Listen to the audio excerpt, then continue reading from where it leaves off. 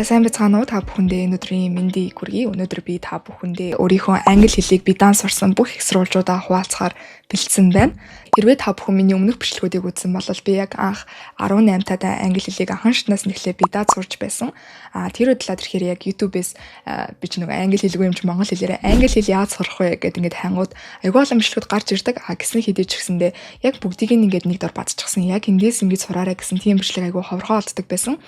Одоо англи хэлээ эхлүүлэх гээд ханаас нь хэлхээ мэдэхгүй байгаа. Эсвэл эхлүүлчихсэн ч гэсэндээ айл нэг чадвар дээрээ гацчихсан байгаа хүмүүстэй зориулаад энэ бичлэгийг бэлтгэхээр шийдсэн байгаа. Дээрээс нь намайг ингээ хэлтэй холбоотой бичлэг ахаар айгүй олон хүмүүсээ ямар ном унших вэ? Ханаас эхэлж сурах вэ? Ямар дүрмийн ном үзэх вэ гэх мэтчлэн асуултууд асуудаг. Тийм учраас бүгднийг цэгцлээд энэ бичлэгтээ багтаахаар шийдсэн байгаа. За бичлэгнийхаа төгсгөл талаар ирэхээр би энд дурдсан бүх их сурвалжуудаа ингээ файл болгоод бэлтчихсэн байгаа. Тийм учраас та бүх маань бичлэгээ дуслан үзээрэй. Хэл сурахад талаар ирэхээр хэдүүлээ нэг чадваруудаа дөрвөн ангилдагч тий одоо сонсох, унших, дүрм, бичих гэх мэтчлэнгээр тийгээд хэдүүлээ сонсох болон унших гэдэг энэ чадваруудаа input буюу оруулах гэдэг чадвар гэчээ. Харин бичих болон ярих гэдэг чадваруудаа output буюу гаргах гэдэг чадвар гэчээ. Тэгэхээр хэдүүлээ альва хэлийг сурахад даангаан англи хэл биштэй ямар нэгэн хэлийг сурахад хэдүүлээ яадаг вэ гэхээр 80% нь сонсох, унших гэх мэт оруулах зүйлүүдэд оруулаад үлдсэн 20% нь болоод ирэхээр нөгөө дүрмээ ашиглаад ярих бичих гэх мэт энэ чадваруудаа гаргадаг гэж хэлж болно. Хэдүүлээ хүүхдээр жишээ аваад ярих юм бол хүүхэд ингээд 2 нас хүртлээр эргэн тойрныхаа яриаг сонсож байгаа тийм ингээд уг нь ойлгоод байдаг тийм тэгээд яг 2 нас хүрээд яг ингээд ярьж эхэлдэг тийм үү. Яг тэрнтэй адилхан хэдүүлээ яах хэрэгтэй байдаг вэ гэхээр тэр сонсох унших гэх мэт тэр оруулах чадваруудаа эзэмшээд тэрний дараа нөгөө нэг output буюу ярих бичих гэдэг энэ чадваруудаа эзэмшнэ гэсэн. Гэхдээ бид хүүхдээс ялгаатай нь яадаг вэ гэхээр 12 нас хүрэхээр бид нар энэ логик тарих бүрэн хөгжиж дуусдаг. Тэгэхээр бид нар альва зүйлийг шууд логикоор нь ойлгож иж сурдаг гэж ойлгож байна. Нэг талаараа сайн яагаад гэх юм бол хүүхэд яг хэлд орох гэж 2 жил болдог болол бид нар энэ логик чадвараа ашиглаад илүү хурдан хугацаанд хэлийг сурах боломжтой. Тэгэхээр бид нар яаж энэ логик чадвараа бүрэн ашиглах вэ гэхээр мэдээж альва хэлийн дүрмийг бүрэн сурна гэсэн. Англи хэлч гэлгүй ер нь бүхий л хэлэнд бол маш олон хэлний дүрмүүд байдаг тий. Арайж дүрмээ сураад явж чадал бүр ингээд дөрвөн бус хэлбэр гэдээ ороод ирчдэг штэ. Тэгэхээр хэдүүлээ яаж дүрмийг амжилттайгаар сурах вэ гэхээр ерөнхийдөө том зургаар нь тэр хэлийг ойлгоно гэсэн. Одоо үйл эзэн үйлэг тусагдхуун гэдэг нь ийм дараалтаа орд юм байна. Тэмдэг нэр гэдэг нь ийм дараалтаа ордог юм байна гэх мэтчлэн том зургаар нь тэр дүрмийг ойлгоод дараа нь л тэрхээрээ бусад тэр жижиг сажиг зүйлүүдийг болохоор хэлний мэдрэмж гэдэг зүйлээ хөгжүүлж сурна гэсэн. Хэлний мэдрэмж гэдэг маань юу вэ гэхээр нөгөө хүүхдэд байдаг тэр хэлийг огт логикийг ойлгоогүй ч гэсэндээ энэний дараа энэ үгийг хэлдэг шүү гэдэг тэр мэдрэмжийг хэдүүлээ хэлний мэдрэмж гэж яриад байгаа. Тэгэхээр хамгийн эхлээд хэдүүлээ дүрмээ сурна гэсэн. Миний хувьд л тэрхээрээ миний англи хэлээ сурч ирсэн дүрмийн ном бол Raymond Murphy гэдэг хүний Grammar in Use гэдэг ном байгаа. Grammar in Use гэдэг ном маань талаар тэрхээрээ нийт 3 төрөлтэй байдаг. Анхан, дунд, агсан гэж болно. Тэгэхээр та бүхэн өөрийнхөө одоогийн байгаа чадвар дээрээ тулгуурлаад өөрийнхөө тэр номоо барьж аваад хийж болно гэсэн. Миний хувьд болоод ирэхээр анх ерөөсөө огт дүрм мэдэхгүй байгаа суурин дээр шууд өөр хэлний дүрм үзэхэд хүндрэлтэй байсан учраас англи хэлдээ аягүй сайн охиноос л тусалцаа авч ирсэн. Тэр охин маань болоод ирэхээр надад яг энэ Grammar in Use гэдэг номыг зааж өгөөд хамгийн ихний хідэн дүрмүүдийг болол надад тайлбарлаад ийм байдаг шүү гэж ерөөхдөө чиглүүлэг өгсөн гэж хэлж болно. Тэгээд тэрний дараагаас би өөрөө бие дагаад тэр дүрмүүдийг бүгдийг нэг нэгээр нь үзэж эхлээд нийт 3 шатыг нь бүгдийг нь ингэж дүүргэсэн гэж ойлгож байна. Баш олон хүмүүс бол энэ номыг бол зөвлөдөг энэ бол классик ном гэж хэлж болно. Хизээч хуучрахгүй англи хэлний бүх дүрмүүдийг ингэж жижигэн дүрм болгоод нэг номдоо нэг 100 гаруй ийм дүрмүүдийг болол юм багтаасан байдаг. Сонирхож байгаа хүмүүс байх юм бол би өөрийнхөө англи хэлний 30 хоногийн челленжийг эхлүүлсэн байгаа. За энэ маань яадаг челленж вэ гэхээр энэ Grammar in Use гэдэг номны нийт 100 гаруй дүрм байгаа шүү дээ. Тэрийг өдөрт нэг 4-5 дүрм үзээд 30 хоногт энэ номыг дуусгах зорилготой ийм групп байгаа. Чиглүүлгээ аваад цаашдаа би даад сурч чадах тийм суурийг тавих челленж байгаа. Сонирхож байгаа хүмүүс байх юм бол дотлын description хэсэг дээр байгаа линкээр бүртгүүлээрэй. Дүрмээ ойлгосон суурин дээр хэдүүлээ яах вэ гэхээр нөгөө нэг сонсох болон унших гэдэг нь input хэсгүүдээ авна гэсэн. Логикийг ойлгосон байгаа суурин дээр нөгөө нэг input хэсгүүдээ аваад авах юм бол биднэрт илүү үр дүнтэй гэж ойлгож болно. Тэгэхээр яг нь бид нар нөгөө хүүхдийн сурах процессээс илүү хурдан хугацаанд үр дүнтэйгээр хэлийг сурах нөхцөл бүрдэж байна гэсэн. Англи хэлийг болоод ирэхээр хэдүүлээ formal English болон informal English гэх хоёр бачид. Informal гэдэг манлаад ирэхээр албан бус буюу бид нэр өдөр тутамдаа ашигладаг англи хэл, formal English гэдэг манлаад ирэхээр бичгийн хэлний academic англи хэл гэж ойлгож байна. Монгол хэл дээр ч гэсэндээ бид нэр өдөр тутамдаа ярьдаг шиг ном зохиол дээр бичдэггүй шүү дээ тий. Дөнгөж сурж байгаа хүнд алийг нь сурвал илүү амархан байх вэ гэхээр мэдээж өдөр тутмын англи хэл. Өдөр тутмын тэр англи хэлээ сурахад надад хамгийн их юу тусалсан бэ гэхээр мэдээж YouTube болон кино. Миний хувьд тэгэхээр би бүр Friends-ийн хамгийн том фэн. Тийм учраас та бүхэнд бол бас Friends-ийг зөвлөмөр. Гэхдээ та бүхэн яг Friends-с ч гэлтгүй яг өөрийнхөө хүссэн тэр цуврал киногоо үзэж болно. Friends-ийг бол анх монгол хэл дээр нөгөө Movie Box-тер гардаг гэсэн шүү дээ. Орой 7:30-аас 8:30-ийн хооронд ч лээ. Яг тэр үед нь бол айгүй шимтэж үздэг байсан. Тийм ч учраас Friends бол үнэхээр их хайртай тэр сурлаа дахиж англи хэл дээр үзэхэд бол надад маш гоё байсан. Тийм ч учраас та бүхэн маань өөрсдийн тань яг сэтгэлд хоногшсон үзэхэд урамтай байдаг тийм киногоор бол эхлүүлээсэй гэж бол хүсэж байна. Дөнгөж анхан шатны англи хэлтэй байхад надад тусалсан бас нэг зүйл болоод ирэхээр англи жижигхэн богинохон хүүхэлтэйнүүд байсан. Яг Facebook дээр би яагаад ч ингэж явж байгаад нэг 10-12 минутын тийм хүүхэлтэйнүүд ингэж олоод авцаахгүй. Тэрийг ингэ нэг дор сууж байгаад үздэг. Тэгээ тэр манад айгүй их тус болсон. Яагаад гэх юм бол Friends-ийн хувьд тэр чинь нөгөө кино юм болохоор айгүй үргэлжийн юм ярьдаг штэ тий. Тэгмүүд хүүхэлтэйний хувьд болоод ирэхээр илүү амархан үг хэллэг ашигладаг. Тэгээ дээрээс нь богинохон болохоор би нөгөө нэг уйдахгүй. Та бүхэн яг өөрт чинь юу тохирч ин тийм кино эсвэл YouTube хаяг байж болно те.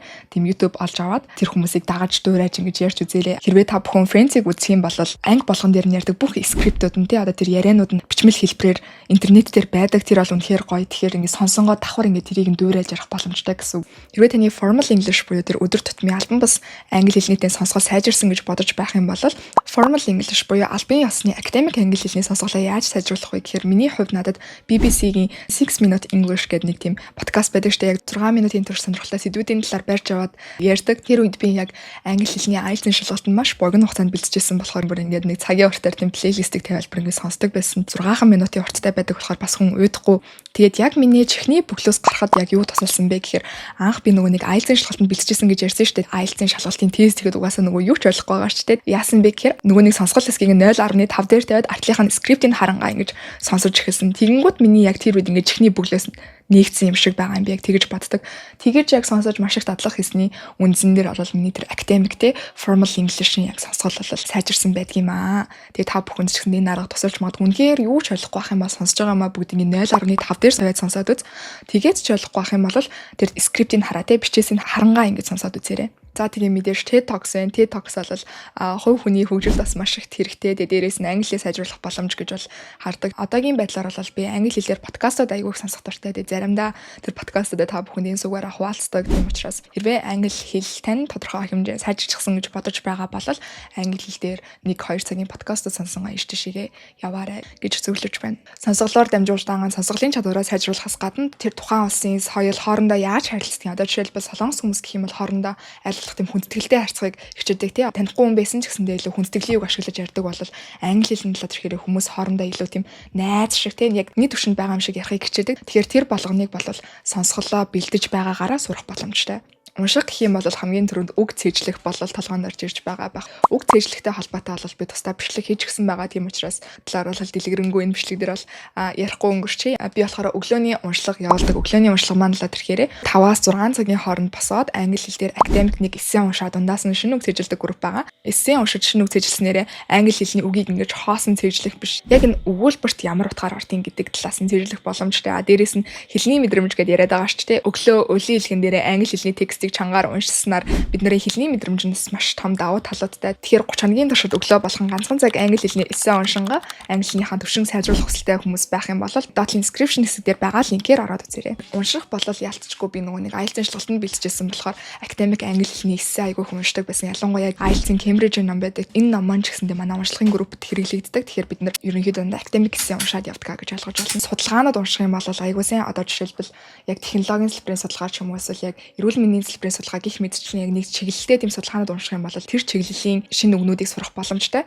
Миний хувьд л тэгэхээр би англи хэлээр хувь хүний хөгжлийн номнууд унших айгүй дуртай. Хувь хүний хөгжлийн номнууд болоод тэгэхээр харьцангуй уншихад амархан. Дээрээс нь би ингээд уншингаа юм сураад амьдралдаа хэрэгжүүлж болдог болохоор надад уншихад сонирхолтой байдаг. Миний хувьд л тэгэхээр та бүхэндээ санал болгох ном гэх юм бол уран зохиолын хувьд Tuesdays with Morrie гэдэг ном байдаг. Уншихад харьцангуй амархан гэж бол би боддог. Тийм учраас энэ номыг сонирхоод үзээрэй. Та бүхэнд бол таалагдах байх гэдэгт би итгэлтэй байна. Хувь хүний хөгжлийн ном гэх юм бол Atomic atomic habit байж болно. Atomic habit гэдэг бол классик штэ тий. Тэгээ дээрээс нь бид нар хэл сурж байгаа суурин дээр atomic habit-ыг унших юм бол илүү мотивацтайгаар хэлээ сурч чадах байх гэж бодож байна. Бичих чадварын хувьд л тэрхээр надад ямар нэгэн багш байхгүй байсан болохоор надад хамгийн хэцүү чадвар байсан. Би нөгөө англи хэлний IELTS шалгалтанд бэлтжижсэн штэ тий. Тийм учраас яг өмнөх шалгалтын дээр орж ирсэн хүмүүсийн бичсэн сэдвийг ингэж хуулж бичиж орчуулж ерөнхийдөө хийжсэн. Дээрээс нь YouTube дээрээс бас янз бүрийн англи хэлний эссе яаж бичих вэ тий. Тийм бичлэгүүдийг бол давхар үзчихсэн. Яагаад гэх юм бол одоо жишээлбэл монгол хэлний эссе бичлэг гэдэг нь монгол хэл чинь айгуугаа уран яруу штэ тий. Оршил хэсэг дээр уянгалж байгаа хамгийн сүүлийн дүгнэлцэг дээр хамаг чухал юм ярьдаг болвол англи хэл маань л тэрхээр илүү тийм товчхон бөгөөд тодорхой байх хэрэгтэй гэсэн зорилготой учраас хамгийн ихний хэсэг дээр хамаг гол юм ярингуудаа тэрийг ингэж дэлгэрүүлж ингэж бичдэг. Тийм учраас яг тэр англи хэлний эссений тэр бүтцийг ойлгоно гэдэг маань өөрөө айгуу чухал. Тийм учраас та бүхэн өгүүлбэр бичиж үзээ, дараа нь дахиад эссе бичиж үзээ. Жохон болохгүй байх юм бол эссе дуурайж бичиж үзээ. Тэгээ дараа нь өөрсдийнхөө эссеийг яаж шалгах вэ гэхээр миний хувьд Grammarly гэдэг app байдаг. Тэр app надад айгүй их тусалж ирсэн. Тэгээд алдааг маань болохоор AI-аар ингэ шалгаад гаргаад ирдэг. Заавал үнэтэй хэлбэрийг ашиглах шаардлагагүй. Үнгүү хэлбэр нь ч гэсэндээ нэлээд сайн ажилдаг гэж бол би боддог.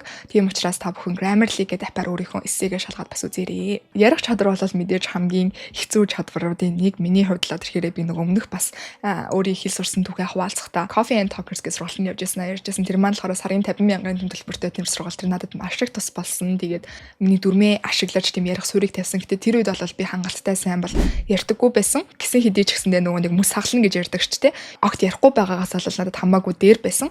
Тэнгүүтээ дараа нь би яг Солонгост ирээд нөгөө нэг хамбогны дэлгүүрт ажиллаад айгүй олон жуулчдтай харьцаад эхлэнгүүт англи хэлийг хэрэглэх шаардлагатай болчихж байгаа шүү дээ тий.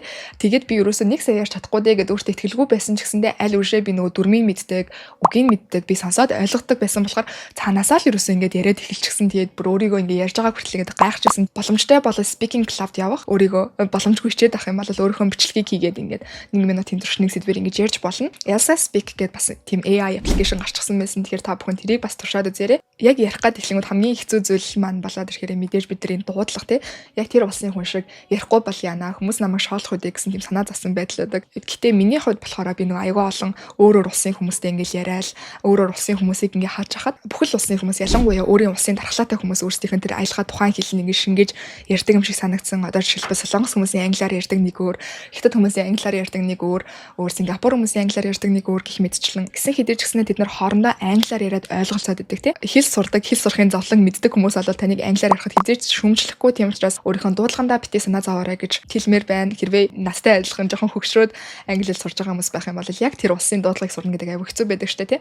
Тийм хүмүүс байх юм бол бас битээ санаа зовоорой. Нэг гадаад хүн надад ирдэг юм ярьж байсан намайг чи яг Францаас ирсэн үү? Чи нэг тийм Франц аялагтай юм байна гэж надад хэлжсэн байхгүй юу? Тэнгуут миний хувьдлаа тэрхээрээ би яг англи хэлээ хэн accent дэшнийг сураад British accent дэшнийг сураад ингээд сонсож байгаа бүх хүмүүсээс л ингээд англи хэл сурж байгаа штэ тий. Тэр хүн надтай ямар өнгөс юм дуудлагаар ингэж ярих юм бол би тэрийг ингээд өөртөө шингээж аваад тэрүүгээр нь ингэж ярих гад байдаг. Гэсэн хэдий ч гэсэн тэр маань бол надад нэг тийм амар саад болоод хүмүүс намайг муу ярьдаг юм бэ гэж хэлжсэн хүн бол ерөөсөө байхгүй. Тийм учраас та бүхэн ч гэсэн ерөөсөө санаа зовж болохгүй. Бид нар бүгдээрээ л хэл сурж байгаа хүмүүс. Хэл сурахад тань одоо монгол хэлний маань аялга нөгөө нэг ингээд имийг чанга хэлдэг ингээд хатуу хэлдэг аялга маань гарч ирэх юм бол сайн байна. Яагаад гэх юм бол таны монгол хэлний дархлаа айгүй сайн байна. Гэсэн хэдий ч гэсэндээ би өмнөх номон дээр ярьж ирсэн англи хэлний тухайн хэлний аялгыг сурах бол бүрэн боломжтой байдаг. Тийм учраас хичээгээд бол ингээд аялгаа сайжруулах боломжтой. Би одоо нөгөө нэг хичээж байгаа тэр шин нэрэл явж байгаа. Тэрнэр ерөөсөө санаа зовох шаардлага байхгүй. Явнгаа хийнгээ юм төгс болгодог тийм арга барил ярьж сурах хамгийн том арга гэж бол би боддог. Ярих дээр болохоор бас нэг shadowing гэх техник байдаг. Үнэхээр яг ярих гад хэл ам ингээд орооцлоод ярьж чадахгүй байх юм бол өөр хүний ярьж байгаа дагаж ярьж ингээд сурч болно. Түрүүн бүгдээрээ нөгөө Francis script нь онлайн дээр бэлэн байж байгаа гэж ярьсан шүү дээ. Тийм учраас яг тэр шиг ингээд онлайн дээр бэлэн байгаа скриптийг олж аваад тэр киног дагаж ярьж яг тэр 1 минутын үг юм ч юм ингэж цээжилж ингэж дагаж ярьж бас сурч болно. Тэгээ миний хувьд болоод ирэхээр англи хэлийг сурсан материалууд маань энэ байна. Тэгээ та бүхэнд маань хэрэг болсон гэж найдаж байна. Тэгээ та бүхэн дотлон description хэсэг дээр байгаа линкээс энд дурдсан бүх их сурвалжуудыг линктээ нь бол татаж авах боломжтой. Тэгээ Notion template байгаа. Тэгээ тэрийг татаж авч болно эсвэл шууд онлайн хэлбэрээр нь линкэн дээр нь дараад ашиглаж болно. Хэрвээ та бүхэнд маань англи хэлээ сурахад арай жоохон дэмжлэг шаардлагатай, чиглүүлэг шаардлагатай гэж бодож байх юм бол манай 104-ийн челленжид нэг дээрээ харин англи хэлээ сурж байгаа хүмүүсийн community-д нэгдээд хэлний мэдрэмжээ сайжруулмаар байх юм бол манай өглөөний англи хэлний онцлогийн челленжид нэг дээрээ гэж хүсэж байна. Тэгээ бичлэгийг нүртэл үзсэн та бүхэндээ маш их баярлалаа. Дараагийн бичлэгээрээ уулзцгаая.